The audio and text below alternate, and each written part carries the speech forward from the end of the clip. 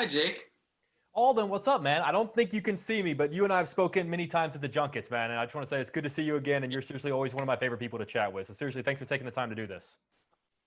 My pleasure. Good to see you, or not see you, but hear you. Yeah, exactly. Yeah. But I want to start out talking about the fact that I'd imagine whenever you can play a character over multiple episodes, sometimes multiple seasons, obviously you have a lot more time than a film to kind of flesh out that character, learn about who he is. And I'm wondering, thinking about all the characters you've played in a movie, where you were kind of restricted to 2 hours, who is a cinematic character that you've played that you would love to maybe have had multiple episodes or multiple seasons like you do here to kind of expand and flesh that guy out?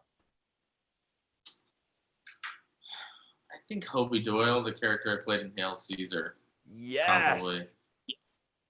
But then you know some of the magic of these things is that it is contained. So who knows?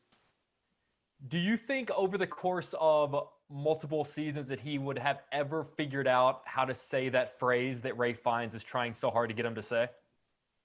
Nah, I don't think so.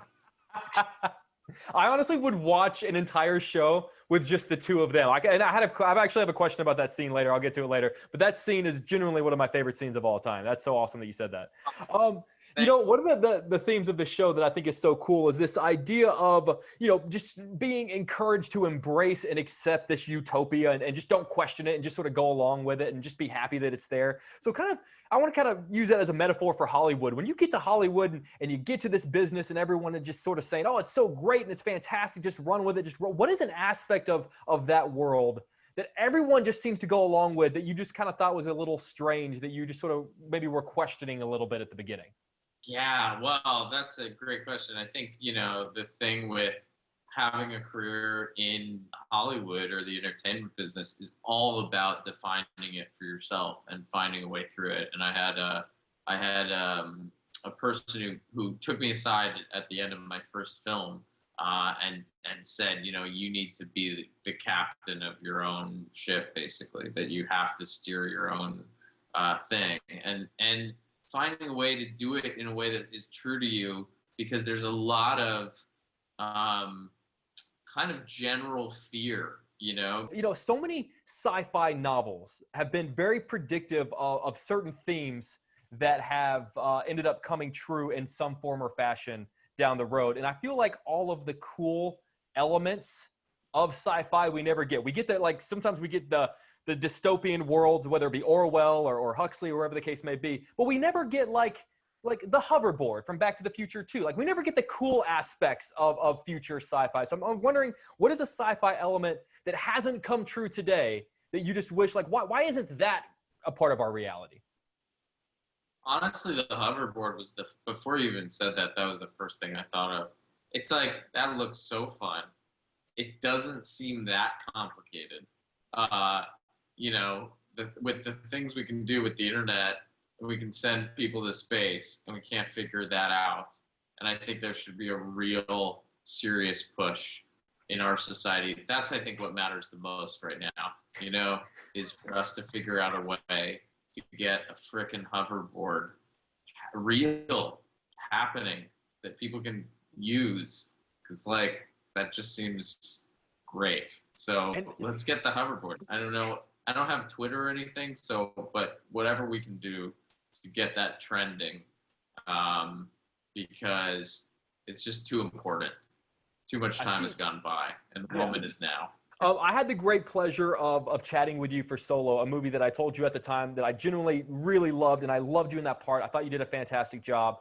And so I was always kind of bothered by the fact that when Solo 2 ended, the direction it hinted that Solo 2 was going to go in was that Han and Chewie were eventually going to meet up with Jabba, and then he was, that whole plot line that we never got to see but heard a lot about was maybe what Solo 2 was going to be about. I'm curious, I'd imagine whenever you signed on for Solo that you were sort of told maybe what 2 was going to be about. I was wondering if you could tell me just where that direction that 2 was going to go, if you knew any kind of fun details about that. Um, I don't know a whole lot. I mean, definitely that's what we're winking at the end of that. And I think the Star Wars universe is figuring itself out right now, and coming up with interesting and inventive ways to do things. So we'll see what happens. But Yeah, that was about all I really had a sense of. There's that line or something at the end of the movie about talking about there's somebody on Tatooine to go see. So eventually, you feel like that's going to end up being Jabba. For sure. And is that something you'd be down for? I know Solo 2 is still kind of up in the air, but if they called today and said, like, look, dude, we got the script ready to go, like, are you in? Sure, yeah. I mean, I think also legally I'm in. But I think I highly doubt that version of that is going to happen. But I think finding an interesting, I don't know. I don't know that anything will ever happen, but it's if there's an interesting take on it or a way of talking about it um, that feels cool or a cool story to tell that feels right, with the character, then sure, for sure. I was geeking out before I had the technical issue about how much I love that scene between you and Ray Fiennes and Hail Caesar. I think if you were to ask me, like, what are my top 10 favorite scenes so far this century, that would probably, I cannot watch it without laughing. And honestly, sometimes I just pull it up on YouTube just to watch it. I was just wondering, I didn't get to talk to you for Hail Caesar. I was just wondering if you could just tell me what it was like to film that scene. And can you tell in a moment like that, okay, this scene's going to be something that people are going to respond to? So that was my audition scene for the movie, and I remember reading it and feeling the same way, even before we did it. Just like, this is the funniest. This is just like one of the best scenes I've ever read. And I loved it. I just loved it. And shooting it was incredible. It felt like we were doing this one-act play together with me and Rafe, because it was a much longer scene than you typically get to do in a film, and it was so involved. There were so many pieces to it.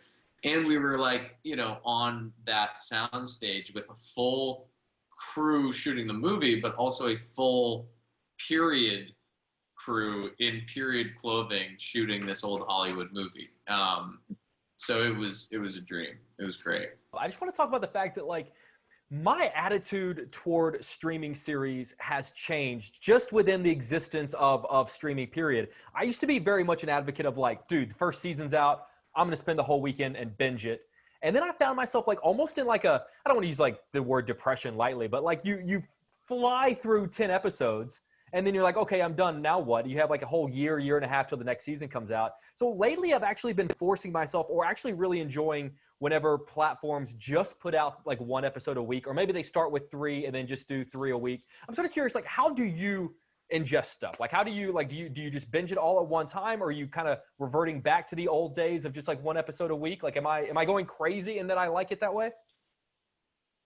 No, I don't think you are, and I think in a way it ties in with the show. It's like sometimes getting what you think you want doesn't feel right, like we think we want the most of everything, or we think we want to feel something all the time, and that actually we need like a little bit of the back and forth, the interplay between the ups and downs, or the boredom and the fun, or the sense of depression and the sense of happiness. That the two are part of one whole.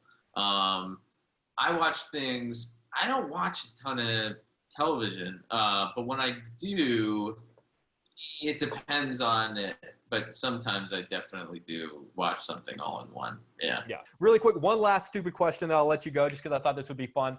I've said it, like, even in this interview, I've said it 1,000 times. I genuinely thought you did an amazing job capturing Harrison Ford's Han Solo. I just thought you really kind of captured his nuances while bringing a lot to the character yourself. Is there another great Harrison Ford role out there that you'd like to see the younger version of, and maybe even play the younger version of? Wow. Well, there's only really the other one. You know what I mean? I figured there might be 2. I thought maybe you would want, like, potentially Decker or Indy.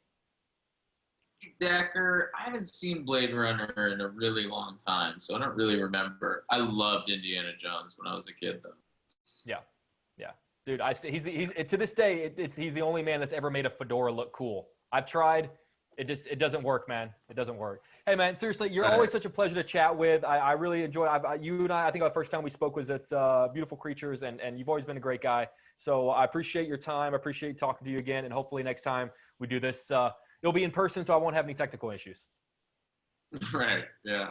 Thank you very much. Great to talk to you too. You too, man. Take care. You too.